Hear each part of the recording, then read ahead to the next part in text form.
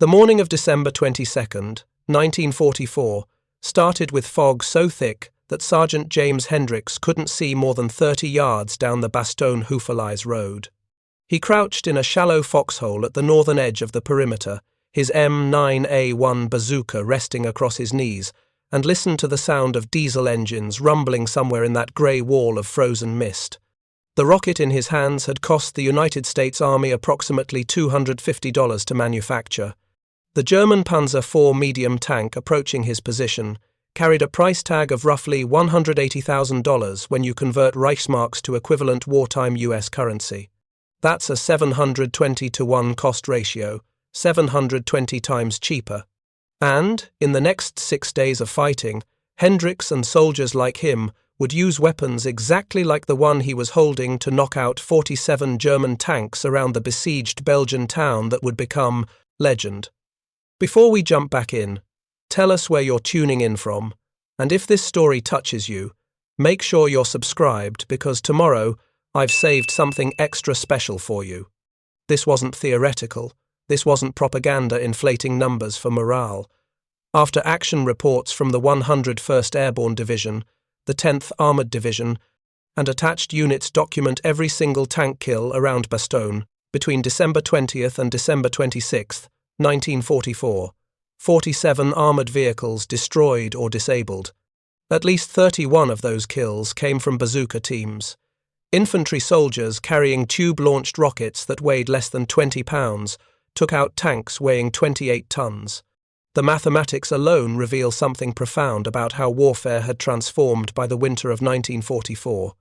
Imagine Germany investing the equivalent of a large house into a single weapon system, only to watch it burn after being hit by something that cost less than a quality rifle. The Panzer IV represented Germany's most produced tank of the entire war. Over 8,500 units manufactured between 1939 and 1945. It wasn't the most advanced German tank, not like the Tiger or the Panther, but it was the workhorse. Reliable, mechanically sound, and armed with a 75mm main gun capable of destroying any Allied tank at reasonable range. Each one required approximately 3,000 man-hours to build. The Maybach HL-120 engine took weeks to assemble and test. The 75mm KWK-40 main gun was machined to precise tolerances. The armour plating, welded at complex angles to maximize protection, demanded skilled craftsmen and specialized equipment.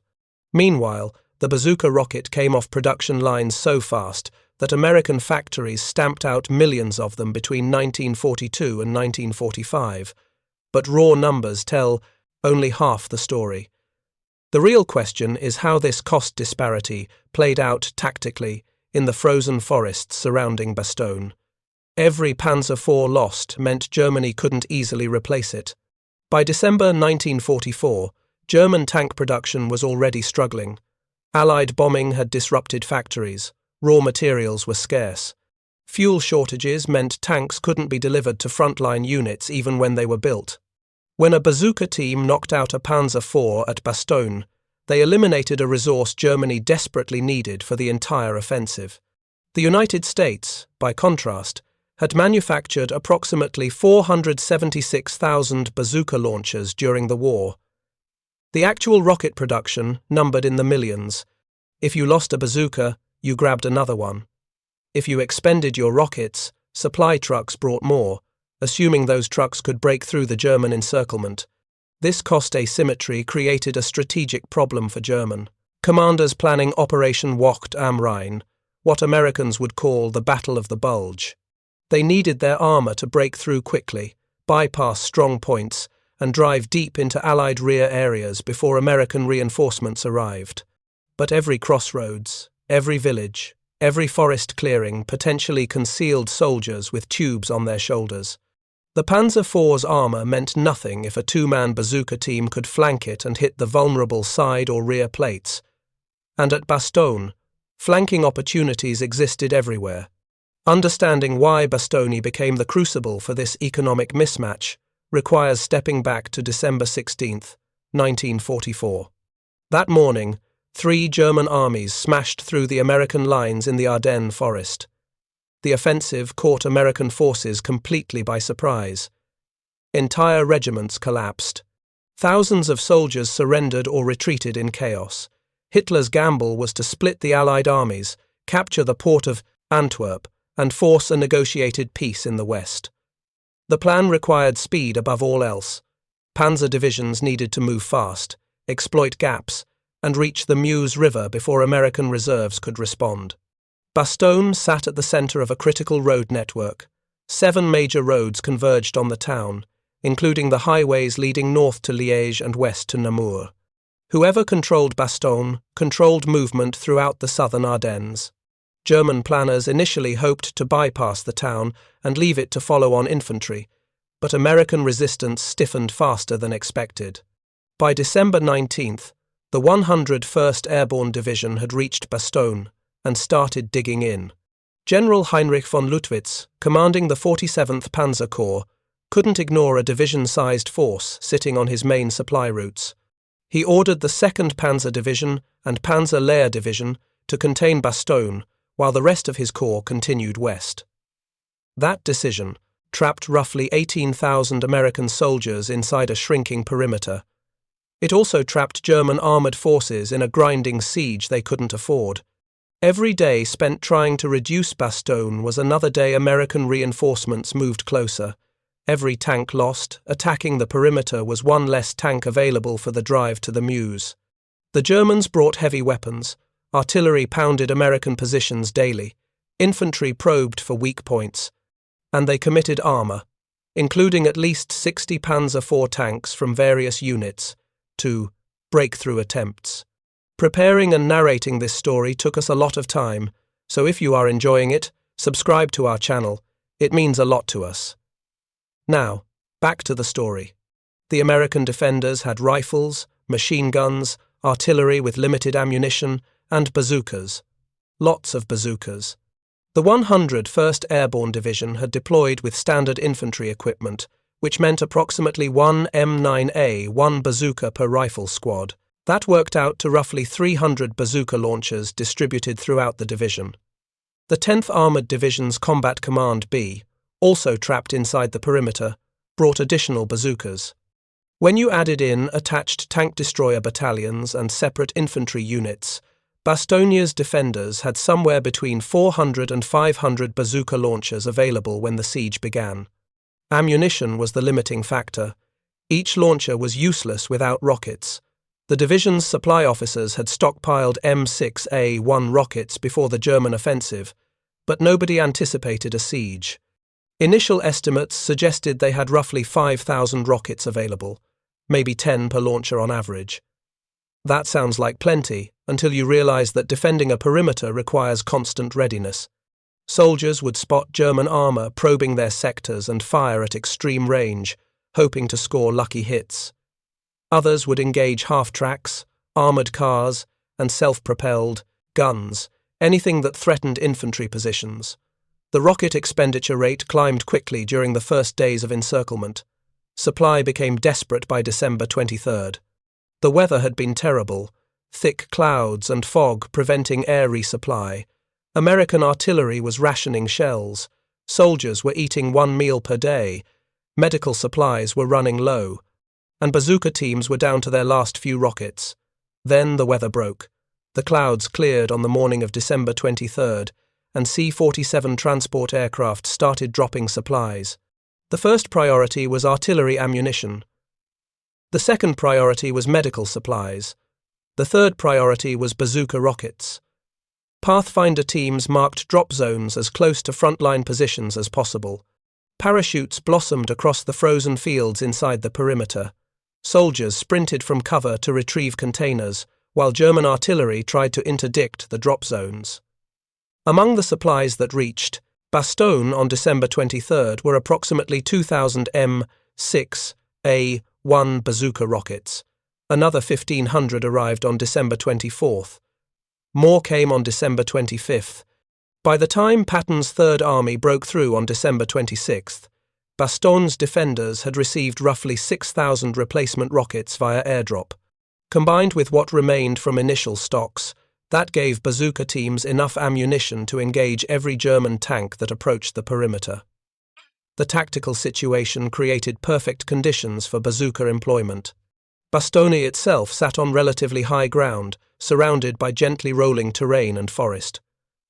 The Germans held the surrounding area, but they couldn't bypass the town without exposing their flanks and supply lines. So they attacked. And when armor attacks across open ground toward prepared defensive positions, bad things happen to the attackers. German doctrine called for combined arms assaults. Infantry would advance, alongside tanks, suppressing American positions with machine gun fire, while the tanks provided mobile firepower and protection. The tanks would identify strong points and destroy them with 75mm high-explosive shells. Once resistance collapsed, the tanks would break through and exploit into the American rear. But doctrine assumed the defenders would break when confronted with armor. Bastogne's defenders didn't break. The first major armored assault came on December 21st against the northwestern sector held by elements of the 500 1st Parachute Infantry Regiment. 4 Panzer IVs from the 2nd Panzer Division advanced down the Houffalize road, supported by Panzer Grenadier Infantry. American observers spotted them at roughly 1,000 yards. Artillery forward observers called for fire, but ammunition restrictions limited the response. The German tanks kept coming. At 500 yards, American machine guns opened up, forcing the Panzer Grenadiers to take cover. The tanks continued alone. At 300 yards, Sergeant Robert Bowen positioned his bazooka team in a ditch paralleling the road. He had 2 rockets left. His loader, Private First Class Eugene Jackson, crouched beside him with the 2nd rocket ready. Bowen waited. The doctrine was clear. Let the tanks close to point-blank range where you couldn't miss, then aim for the side or rear armor where penetration was guaranteed. The lead Panzer IV rumbled past Bowen's position at approximately 75 yards. He could see the commander's head visible in the turret hatch, scanning for threats. Bowen aimed at the turret ring where the turret met the hull, squeezed the trigger, and felt the familiar whoosh as the rocket motor ignited. The M6A-1 rocket covered 75 yards in less than 1 second. The shaped charge warhead struck the Panzer IV just below the turret ring on the left side. The copper jet formed by the explosive detonation penetrated the 80mm side armor and sprayed molten metal fragments into the crew compartment. The tank stopped moving immediately. Smoke started pouring from the engine deck. The crew bailed out through the hatches and ran for the tree line. Bowen's team had just eliminated $180,000 worth of German armor with a $250 rocket. The other 3 Panzer IVs tried to withdraw, but another bazooka team caught the 2nd tank from a flanking position. That rocket hit the rear hull, penetrating the 40mm armor and igniting ammunition stored near the engine. The tank exploded, killing the crew. The remaining 2 Panzer IVs retreated successfully, but the attack had failed. 2 tanks lost, 0 ground gained. This pattern repeated throughout the siege. German commanders would mass armor for breakthrough attempts. American defenders would allow the tanks to close, then engage from prepared positions with multiple bazooka teams firing simultaneously. The Germans adapted by attacking at night, but that created new problems. Tank commanders couldn't see bazooka teams in the darkness, and infantry coordination became nearly impossible. Friendly fire incidents increased. Tanks would blunder into minefields or anti-tank ditches that were clearly visible during daylight. The largest armoured assault came on December 25th, Christmas Day. The 2nd Panzer Division committed approximately 20 Panzer IVs and Panzer V Panthers to a coordinated attack against the northwestern perimeter. This wasn't a probing action. This was a deliberate attempt to smash through American lines and collapse the entire Bastogne defence. The attack began at 0400 hours under cover of darkness. German artillery pounded American positions for 30 minutes. Then the tanks advanced with Panzer Grenadiers following close behind. The 506th Parachute Infantry Regiment bore the brunt of the assault. Company A held positions along the Houffalize road. Company B defended the tree line to the east. Both companies had been reinforced with additional bazooka teams, and the remaining rockets were concentrated in this sector, because intelligence suggested the Germans would attack here. The defenders were as ready as they could be under the circumstances. The German armour came in waves. The first wave consisted of 5 Panther tanks, heavier and more dangerous than Panzer IVs. The Panther's frontal armour measured 80 mm, sloped at 55 degrees, which gave it effective protection equivalent to nearly 140 mm against projectiles hitting at perpendicular angles. Bazooka rockets couldn't reliably penetrate that kind of armour from the front. The teams had to wait for flank shots. American artillery engaged the Panthers at maximum range, but the tanks pushed through the barrage. At 400 yards, they started firing high-explosive shells into American foxholes. The defenders went to ground, waiting. The Panthers advanced to 200 yards, then 150 yards. They were looking for targets, trying to identify American strongpoints to suppress with cannon fire. That's when the Bazooka teams opened fire. 6 rockets launched simultaneously from positions spread across a 200-yard frontage. Not all of them hit. 1 rocket sailed high, missing completely. Another struck a tree and detonated prematurely. But 4 rockets found their targets. 3 hit Panthers from the side at ranges between 80 and 120 yards. The 4th hit a Panther from the rear at 60 yards. The shaped charge warheads penetrated the 60 mm side armour and the 40 mm rear armour without difficulty. 2 of the Panthers brewed up immediately, flames erupting from their engine compartments as fuel ignited. The 3rd Panther took a hit that penetrated the turret side, killing or wounding the crew. It stopped moving but didn't catch fire. The crew evacuated. The 4th Panther, hit in the rear hull, lurched forward another 20 yards before the driver realized his engine was failing. That crew abandoned their tank as well. 4 Panthers knocked out in less than 30 seconds. The cost to Germany: approximately $720,000 in armour, not counting the trained crews.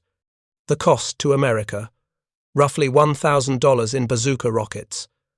The second wave of German armour hesitated. Tank commanders had watched 4 Panthers, supposedly superior to anything the Americans fielded, get destroyed by invisible enemies firing from concealed positions.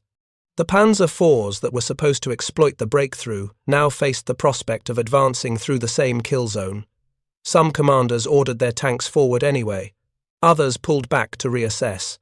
The attack lost cohesion. Infantry and armour became separated.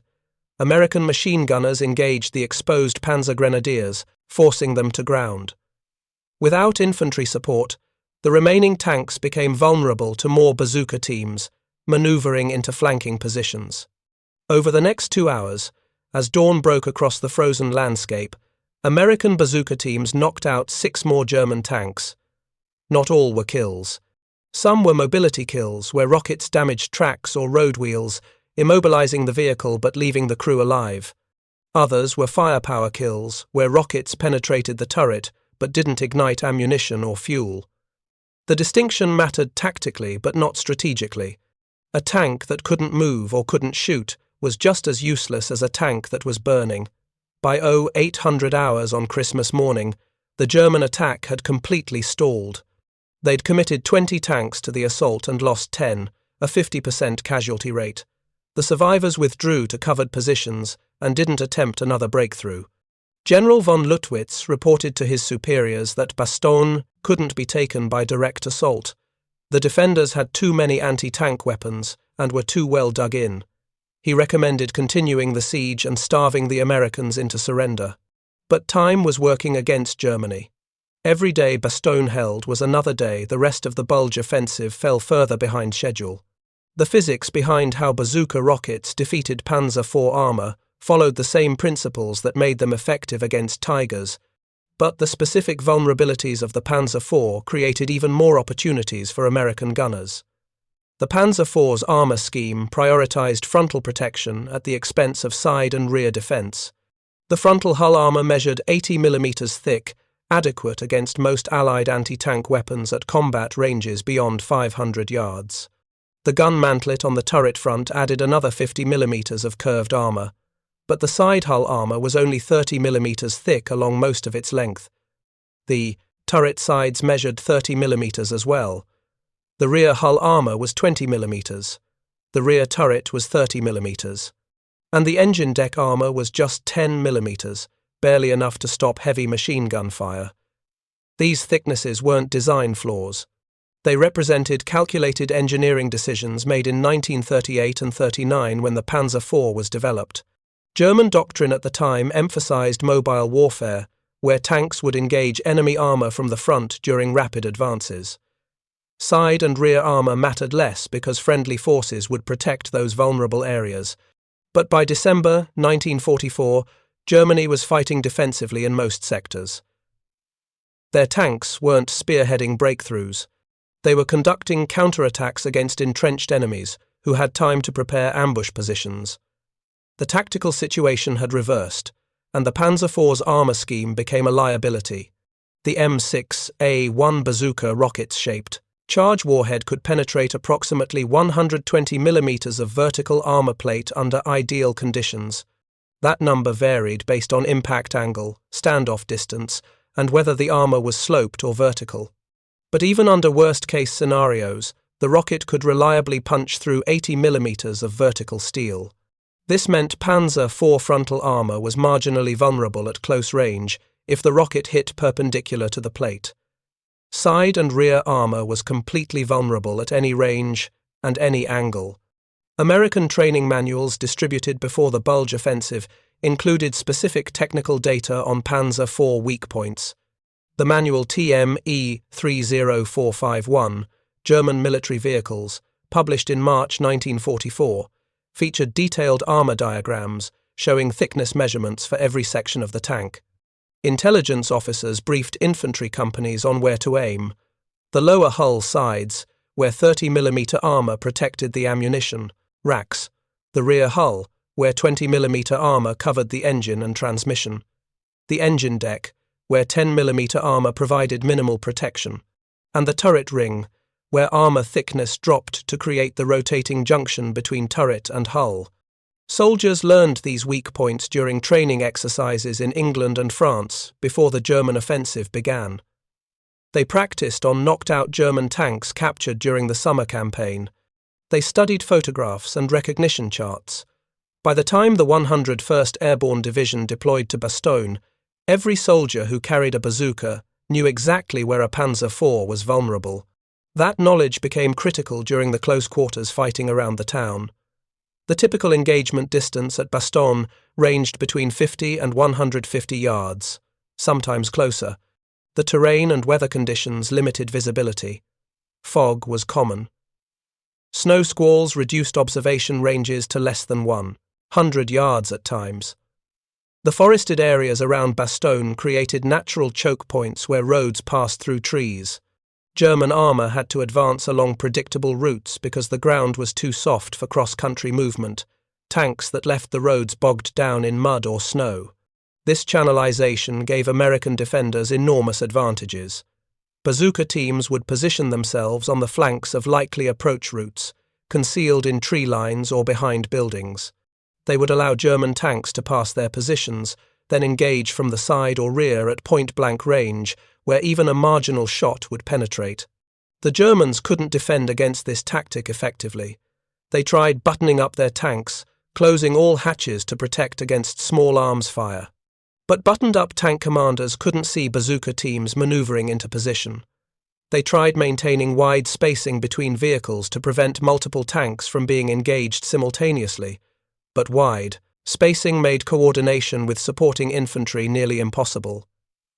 They tried advancing only with overwhelming infantry support. But American artillery and machine gun fire would separate the infantry from the tanks, leaving the armour vulnerable again. No tactical solution existed that could overcome the fundamental problem. Infantry with portable anti-tank weapons can always find flank shots if they're willing to wait and accept risk. The most detailed account of bazooka employment at Bastogne comes from Staff Sergeant Paul Danahy of Company F, 506th Parachute Infantry Regiment.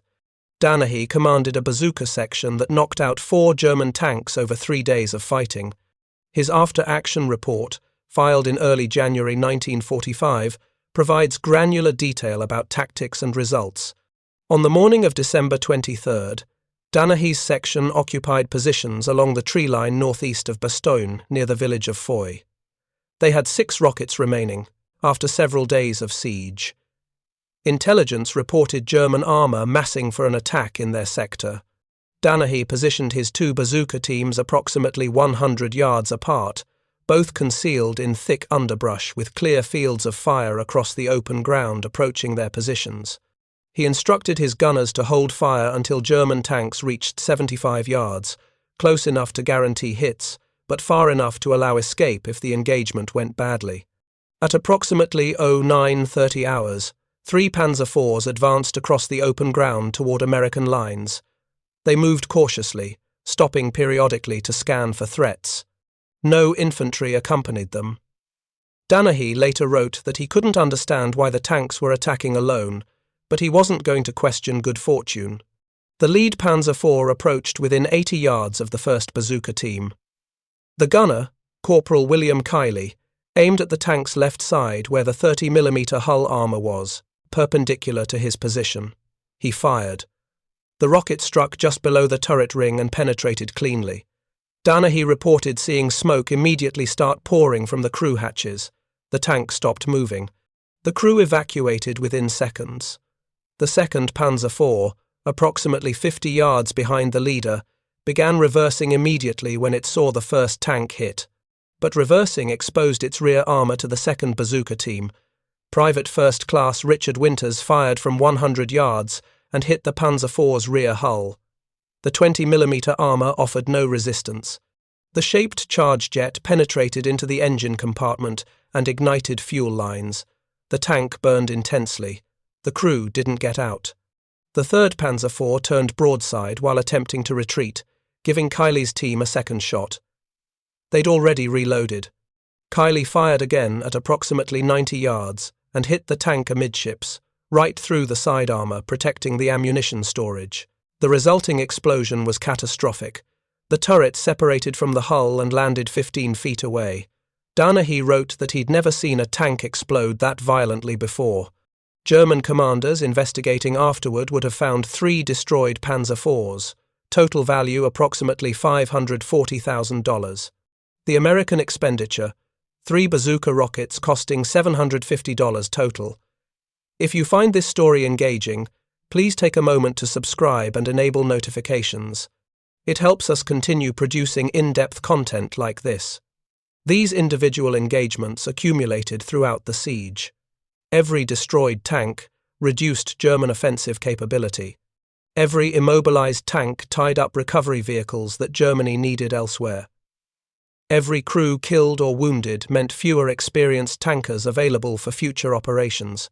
The cumulative effect degraded German armoured strength throughout the entire Bulge offensive, not just at Bastogne. The German logistics situation made these losses even more catastrophic. Fuel shortages plagued the entire offensive from the beginning. Panzer divisions were operating with less than 50% of their authorized fuel stocks when the attack began. Hitler's planners had assumed German forces would capture American fuel depots during the advance and use captured supplies. That didn't happen. American units burned or evacuated their fuel stocks before retreating. The Germans had to bring every litre of gasoline forward from depots in Germany, and Allied air attacks made that supply chain extremely fragile. Every tank lost at Bastogne was a tank that had consumed precious fuel getting to the front, fuel that Germany couldn't replace. The 2nd Panzer Division, which contributed heavily to the Bastogne attacks, started the offensive with approximately 140 tanks. By December 26th, when Patton's relief column broke through, they were down to approximately 60 operational tanks, 47% attrition in 10 days. Many of those losses came from mechanical breakdowns and fuel exhaustion, but bazooka kills represented a significant portion. Ammunition expenditure tells another part of the story. American after-action reports from Bastogne document approximately 350 bazooka rockets fired during the siege. Not all of those rockets targeted tanks. Some engaged half-tracks, armoured cars, self-propelled guns, and fortified positions. But even if only 200 rockets were fired at tanks, and 31 tanks were destroyed or disabled, That's an average of roughly 6 rockets per kill. Compare that to the pre-war estimate of what would be required to stop enemy armor with infantry weapons. Before the bazooka existed, analysts assumed you'd need direct hits from multiple anti-tank guns to guarantee kills. The bazooka changed that calculation entirely. 6 rockets per tank kill at $250 per rocket meant each German tank destroyed cost America about $1,500 in ammunition. The tanks themselves cost $180,000. The return on investment was astronomical, 120 to 1. For every dollar spent on bazooka rockets, Germany lost $120 worth of armor. No other weapons system in the American inventory achieved that kind of cost-effectiveness, except perhaps the proximity-fused anti-aircraft shell, which had its own remarkable combat record. The broader strategic implications extended beyond simple economics. Bastogne tied down German forces that should have been driving toward the Meuse River. The 2nd Panzer Division and Panzer Lehr Division spent critical days trying to reduce the American perimeter instead of exploiting westward. When they finally bypassed Bastogne and continued the advance, they'd lost momentum and cohesion. They'd also lost tanks they desperately needed for the final push. By December 23rd, when forward, elements of the 2nd Panzer Division reached Selles, less than 10 miles from the Meuse, they had fewer than 30 operational tanks remaining. They'd started the offensive with nearly 150 tanks. American resistance, including bazooka teams, had whittled them down relentlessly.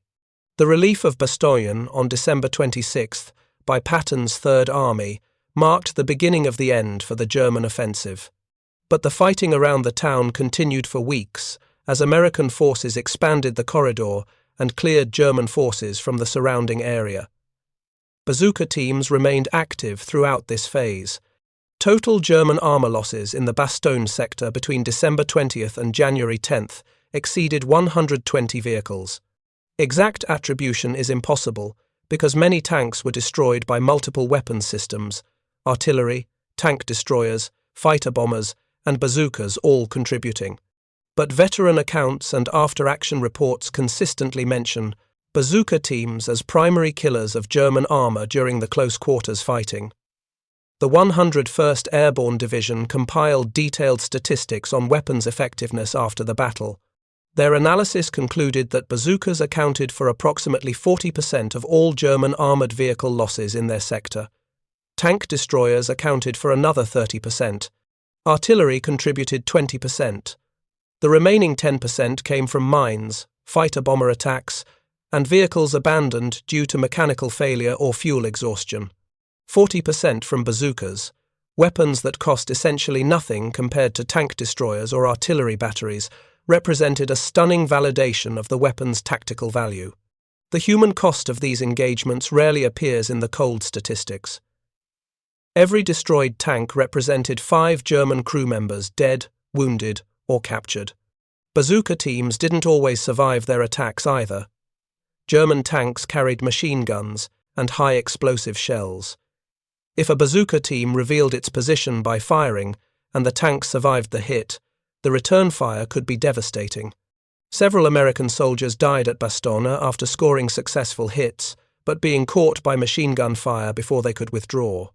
The weapon was effective, but employment required courage and often meant accepting significant risk.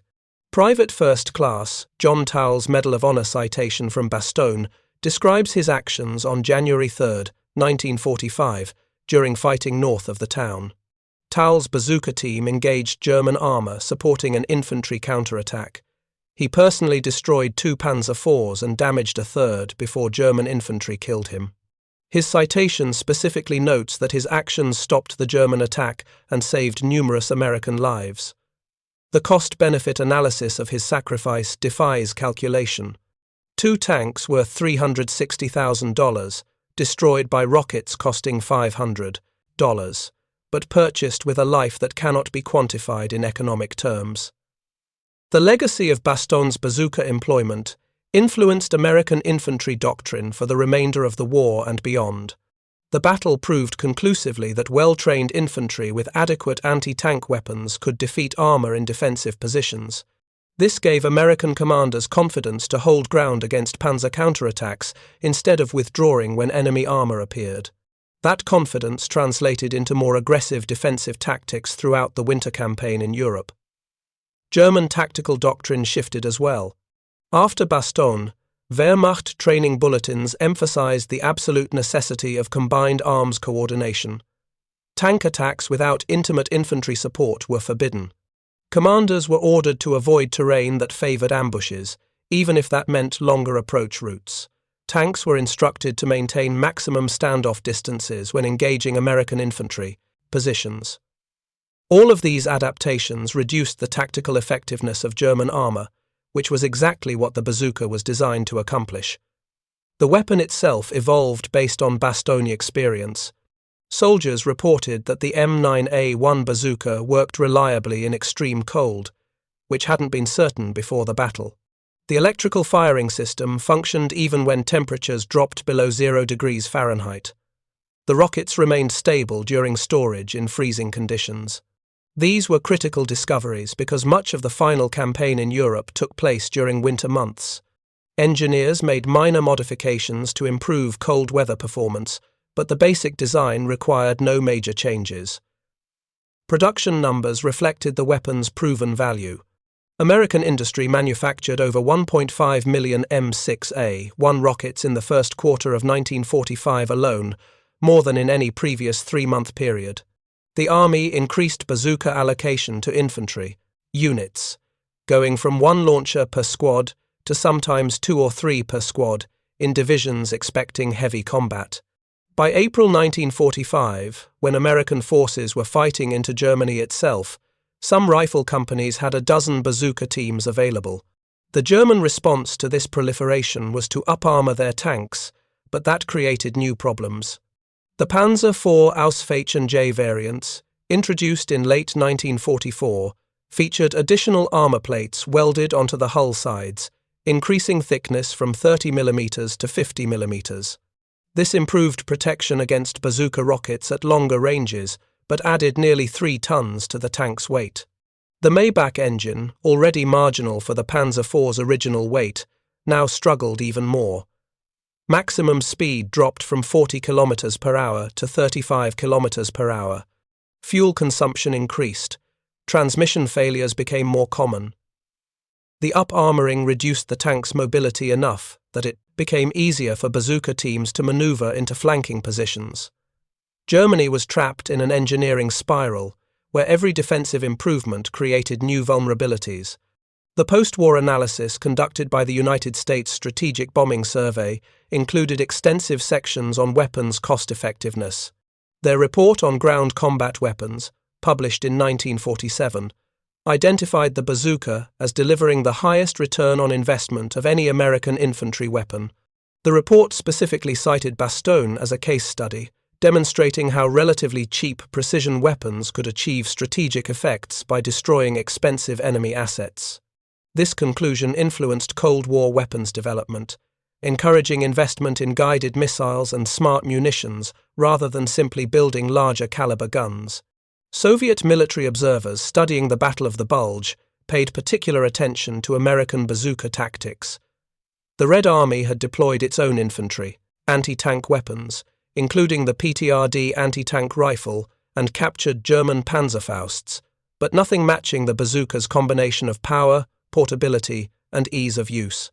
Soviet weapons designers began developing the RPG series of rocket-propelled grenades in the late 1940s, directly inspired by American bazooka success. The RPG-2, which entered service in 1949, followed the same basic principles: shaped charge warhead, shoulder-fired launcher, minimal training required. That weapon system and its descendants would see combat in virtually every conflict of the next 70 years. Modern infantry anti-tank weapons trace a direct lineage back to the lessons learned at Bastogne.